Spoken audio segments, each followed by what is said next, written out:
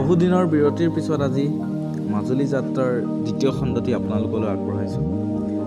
আচলতে বিভিন্ন ধৰণৰ ব্যক্তিগত কাৰণবশতঃ ভিডিঅ'টি আগবঢ়াব পৰা নাছিলোঁ। মই নিশ্চিত যে এই ভিডিঅ'টিয়ে সকলোকে মনোযোগী কৰিব।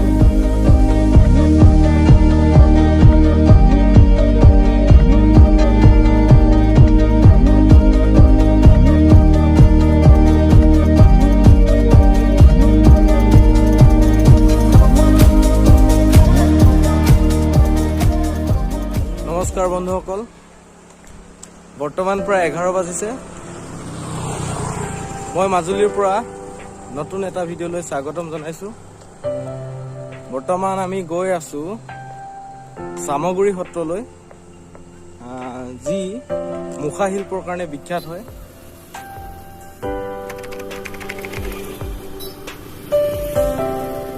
ঘৰ ইয়াতে ন? একদম বাৰীখন দেখাই দিছো। দাদাই বাৰীত কাম কৰি আছিলে দেই, আমাক দেখি বাহিৰলৈ ওলাই আহিছে।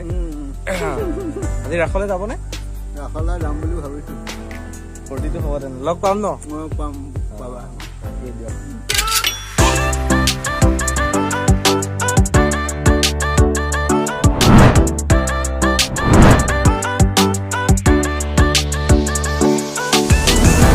দাদা মাছ পাইছে?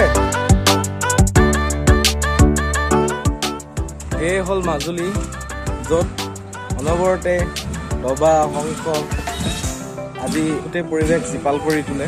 আৰু বৰ্তমান ৰাসৰ সময়, এই ৰাসৰ সময়খিনিত আমাৰ যেনেকৈ বহাগ মাহত এটা মনত এটা নতুন অনুভৱ আহে, ঠিক তেনেদৰে এই ৰাসৰ সময়তো চাৰিওফালে আনন্দৰ এটা জোৱাৰ উঠে।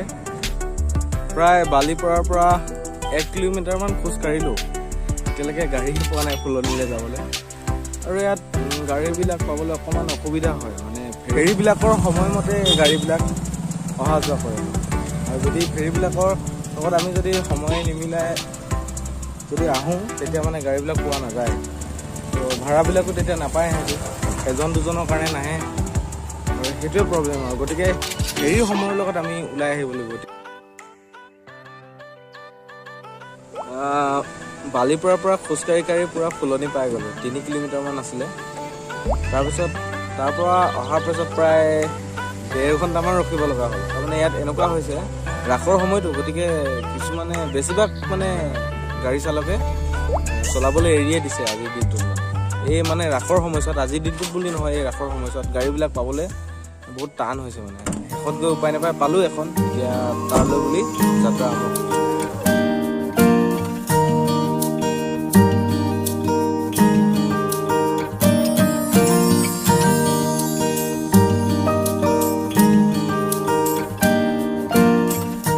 ফুলনিৰ পৰা চামগুৰি সত্ৰলৈ প্ৰায় 10-12 কিলোমিটাৰমান হ'ব। আৰু ইয়ালৈ আহোঁতে কিছুমান সৰু সুৰা গাড়ী চলি থাকে, তো সেই সৰু সুৰা গাড়ীবিলাকত আহিব পাৰে। ফুলনিৰ পৰা ইয়ালৈ আহোঁতে এজনৰ পৰা প্ৰায় 30 টকাকৈ ল'লে।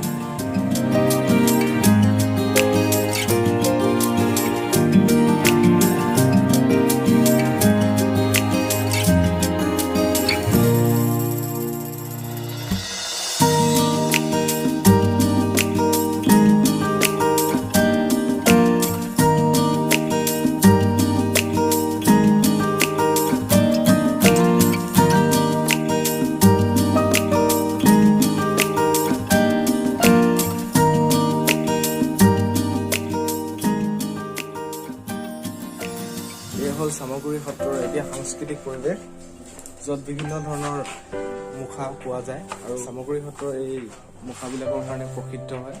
গতিকে মই আজি ইয়াত উপস্থিত হৈছোঁ।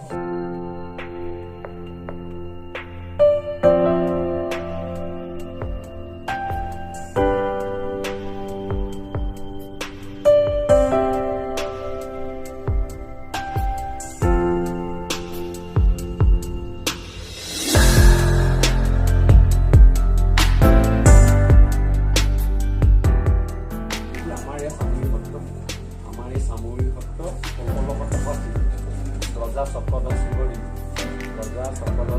তেতিয়া সকলো সত্ৰাধিকাৰ আছিলে। চক্ৰপাণি এটা ওচৰত ৰজা চক্ৰধৰ সিংহ সামৰি চামগুৰি প্ৰতিষ্ঠা কৰিছিল। এজোপা চামুচৰ গুৰি, সেইকাৰণে চামগুৰি সত্ৰ নাম। আৰু সত্ৰৰ মূল বৈশিষ্ট্য হৈছে জগতগুৰু শ্ৰীমন্ত শংকৰদেৱৰ মুখা শিল্প। গুৰুজনে 500 বছৰৰ আগতে বৰদোৱা থানত চিহ্ন যাত্ৰাৰ ভাওনা যোগেদি মুখা শিল্পটো তৈয়াৰ কৰিছিলে আৰু এইটো এটা পৰম্পৰা তেতিয়াৰ পৰা চলি আহিছে। আহোঁতে 2003 চনত আমাৰ ডক্টৰ ভূপেন হাজৰিকাদেৱ যেতিয়া সংগীত নাটক একাডেমি অধ্যক্ষ হ'ল, তেতিয়া মুখা শিল্পটো তেওঁ ৰাষ্ট্ৰীয় পৰ্যায়ত স্বীকৃতি দিলে আৰু সেই সৌভাগ্যটো আমাৰ প্ৰথম পিতৃভাগত কৰিলে সংগীত নাটক একাডেমি এটা।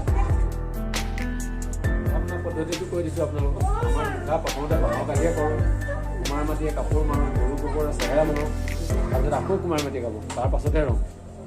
এটা মানে প্ৰচেছত গৈ থাকিব। আৰু এই মুখা আমাৰ 3 ভাগত বনাওঁ, যেনে বৰ মুখা, এয়া নৰসিংহৰ বৰ মুখা বুলি কয়। আৰু এভাগ আছে সেয়া লুকুকাই মুখা, আমি যেতিয়া ভাওনা কৰোঁ তেতিয়া আমি এতিয়া চিনি লওঁ।